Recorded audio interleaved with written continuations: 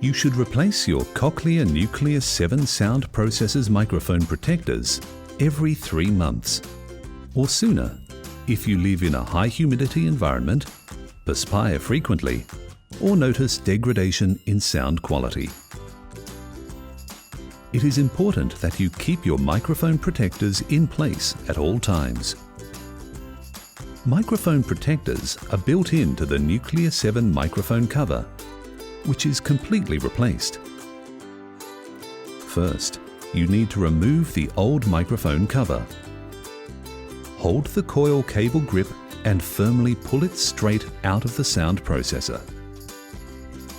Do not tug on the flexible part of the coil cable, and be careful not to twist the coil cable when you pull it out.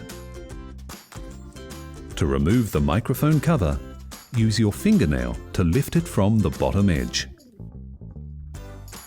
To insert the new microphone cover, fit the replacement onto the sound processor and press down firmly with a finger on each end until you feel a click.